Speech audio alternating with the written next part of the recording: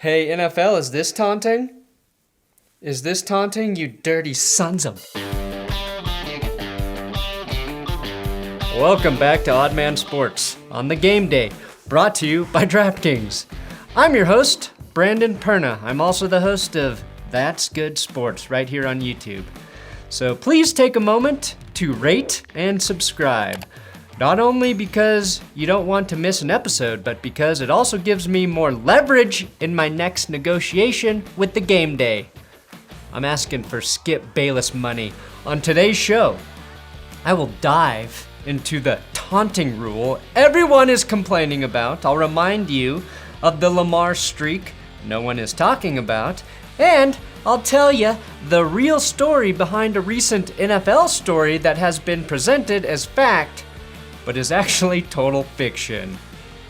Did I grab your curiosity? Dinks and Dunks. Well, it happened again. Another really fun week in the NFL, capped by another thrilling primetime game. On Sunday Night Football, the Ravens beat the Chiefs 36-35, sealing the game when Baltimore's head coach elected to go for it from his own 43. Chiefs had to make sure they don't jump, and Jackson will get the first down and in effect end the game. Go on with it, John Harbaugh. The guts of a sailor. He's got the guts of a sailor and the balls of Nicki Minaj's cousin's friend. Against the Chiefs, Lamar Jackson finished with 239 passing yards, all right?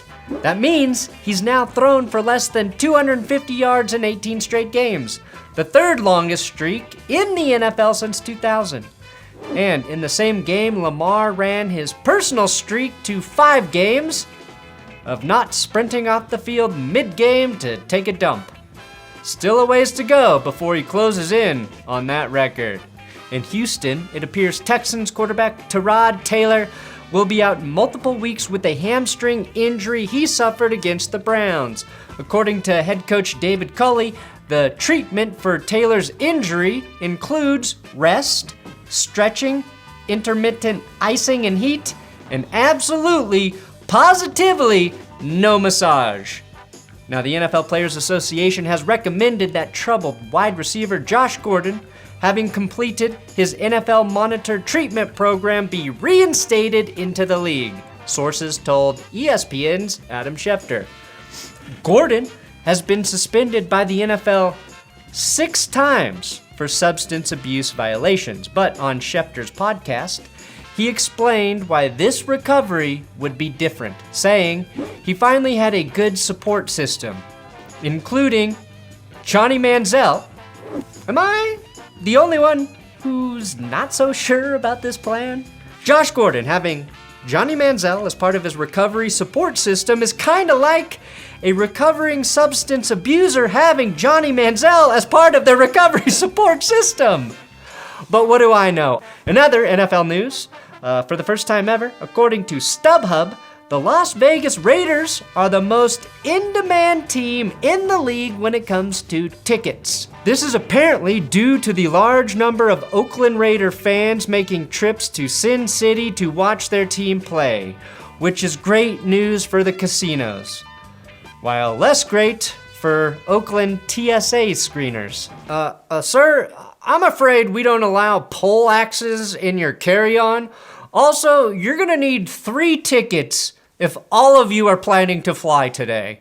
In college football, Notre Dame defeated Purdue 27-13 in South Bend. This year's game marked the first time since 1989 that the Purdue student band performed without what is known as the world's largest drum. The Purdue band was told their 10-foot drum wouldn't fit through the recently renovated visitors tunnel at Notre Dame Stadium. And while Irish officials were criticized for not working to accommodate Purdue's drum, I get it. I mean, think about it from Notre Dame's drummer's perspective. The last thing in the world this guy wants is some other guy with a much bigger one rolling into his house for some banging on the 50-yard line. I mean, they don't call it the Irish curse for nothing. In NBA news, recently signed Laker Carmelo Anthony revealed that it was LeBron and not team GM Rob Pelinka who called on the phone to tell him he was officially signed. You know, it was a real call, though. It wasn't like no bullshit. It was like, yo, champ, like, the time is now. Serious question here, is LeBron James referring to Melo as champ, ironically? Like how you might call a fat guy Slim, or a three-legged dog Lucky, or Paul George playoff P?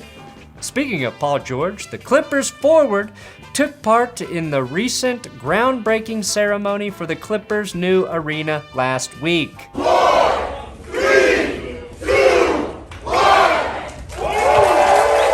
1. Said owner Steve Ballmer after the ceremony, "I hire only the best people, and there's no one better at laying bricks in LA than Paul George." George, way off. It's the side of the backboard. The U.S. Soccer Federation announced last Tuesday that it's offering the men's and women's national teams the exact same contracts in an effort to align the two teams under a single pay structure. And I, for one, applaud this decision to finally pay both genders the same, irregardless of how much revenue they in fact generate. Also in favor of this concept, male models. And finally, a sad note, comedic legend Norm Macdonald passed away last week at the age of 61. Norm was one of my all-time favorite comedians, as you probably can imagine, and his old sports show with Norm Macdonald was a big inspiration for this show. Norm's final words before passing, on social media at least, were actually sports related. Morikawa shoots a 64 to get 9 under. He was my pick for this week, but I laid off at the last second due to injury concerns. And let Norm's death be a reminder to us all to live every day like it's your last. And make sure the last tweet on your timeline isn't some super unfunny golf tweet, especially if you're a comedian. Money talks. This past off-season, Everson Griffin signed a 1-year, $1.075 million veteran minimum contract to come back to Minnesota and play for his old team. And last week, Griffin missed the Vikings game due to a concussion. He suffered away from the team, which means the team paid Griffin $63,000 to not play against the Cardinals. Now, personally, I wasn't complaining because I had bet the Cards money line at DraftKings. But I would have been annoyed cutting that check if I were a Wilf. Okay, no, that's Gone Girl writer Gillian Flynn, who is most definitely a Wilf, but I'm talking about Vikings owner Ziggy Wilf. Here's Mike Zimmer telling the media what happened. With Griffin, was that a situation that happened away from the facility? Yes. Swerved to miss a deer. And in the words of Ron Burgundy, I don't believe you. Now, just because Zimmer was wearing sunglasses doesn't mean he was definitely lying. After all, here's Michael Jordan's very honest answer regarding his gambling issues. Do you have a gambling problem? No, I enjoy it. It's a hobby. If I had a problem, I'd be starving. I'd be hawking this watch. My championship rings, I would sell my house. I would do this. My wife would left me, or she'd be starving, or my kids would be starving. I do not have a problem. I enjoy gambling. Do I have time to write, shoot, edit, and upload all of these videos for the game day? Absolutely. I enjoy doing it. If I didn't enjoy doing it, then why would I do it? I enjoy doing it. Now, according to this Vikings fan, the only thing troubling about Griffin's story was how on brand it was for the team. Only the Vikings have random ass stories like this. Oh, what happened to your resurgent pass rush specialist? Oh, he got a concussion because he swerved to miss a deer on the way to practice. Great. Cool. And while this YouTuber in a Twins hat took Griffin at face value, let me examine the story with a different hat. According to the police report, Griffin's car hit a tree. Because there were no witnesses and no snow that would have shown tracks, there's no way to dispute the deer claim or the fact that he was doing anything except driving responsibly with his eyes on the road and his hands firmly at 10 and 2. Except, we know from Griffin's own social media that he has a history of not totally paying attention to the road while driving to the team facility. US Bank Stadium, baby! I see you! Also relevant here is Griffin's well-documented history of bizarre behavior, including one time getting in the car of someone he didn't know at a gas station and having them drive him around. This incident during his first stint with the team led to him being transported via ambulance for a mental health exam. But during the drive, Griffin jumped out of the ambulance because, according to this story, he got spooked when a few deer ran across the road. But we know this deer angle isn't true because here's audio of Griffin's explanation at the time.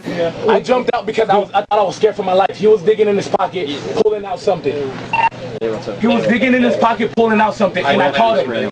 They had gloves on, there's something in here, and they trying to get me. I'm not crazy. The reality is, Griffin's battles with mental health are much too heavy for a dumb sports comedy show like this. But I just found it funny that every media outlet and most fans heard Zimmer's sketchy deer story and just accepted it at face value without any proof. At least I'm thinking about Griffin's health. Wait, am I the new Bob Lay? No, I'm not. And finally, odd man out. The first 2 weeks in the NFL season have already seen 11 taunting penalties, which equals the total number called in 2020. But based on comments by Giants owner John Mara before the season, we knew this crackdown was coming. I mean, that's something we discuss every year in the competition committee. We get kind of sick and tired of the taunting that does go on from time to time on the field. Mara's comments were viewed as out-of-touch old white guy nonsense, with Saints running back Alvin Kamara responding on Twitter like this: vegetable leg as hell? No, that can't be right. Maize thigh as hell? Colonel amputee?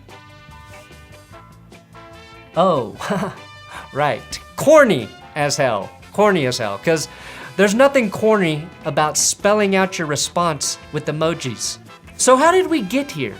What was the proverbial straw that broke the camel's back and then stood over it while the camel writhed on the ground in pain? What football war crime led to this shift in the taunting rule emphasis? Literally, a guy flashing a peace sign, which kind of seems like the opposite of taunting to me. Wait, were the Vietnam protesters actually taunting the US government because they wanted to go to war? Now I'm really confused about what this means. And so are the fans. In week 2, here were some unremarkable plays that drew taunting flags.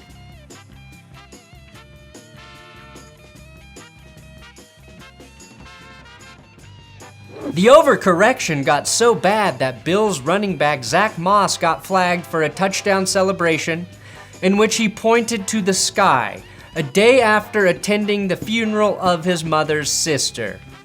Which means it appears the NFL is also cracking down on aunting. During last Sunday's games, Field Yates tweeted, "There's virtually nothing we can all agree on this app except that the NFL's new taunting emphasis stinks." And he's wrong and he's right. There are things we can all agree on, like that Patrick Mahomes' brother Jackson is the absolute worst. Myself, gotta take the time to cut them off. I need help. I know how to make the girl go crazy. But Fields is also right. The new taunting rule does stink, and so does the way it was approved. According to Brown Center J.C. Treader, who serves as the president of the Players Association, the competition committee currently consists of 11 members. 10 members are selected by the commissioner, and one member is an NFLPA representative. So who else is on this sketchy competition committee? Dallas Cowboys co-owner Stephen Jones, Mark Murphy, president of the Packers, and head coaches Mike Tomlin and Sean Payton. Sean Payton, the guy who literally got suspended an entire season for Bountygate. How is that even possible? Having Sean Payton on the anti-taunting rules committee is like Josh Gordon having Johnny Manziel as his sponsor. Now, let me post this joke on Twitter in case I get run over by a bus this afternoon, because it is good. Now that's it for today. If you enjoyed the show, take a moment to like and subscribe, and be sure to check out the greatest sportsbook in all the land, DraftKings, for all of your betting action. They even have a nice little promo code, ODDMAN, where they match your first deposit up to $1,000. Not too shabby. See you guys next week.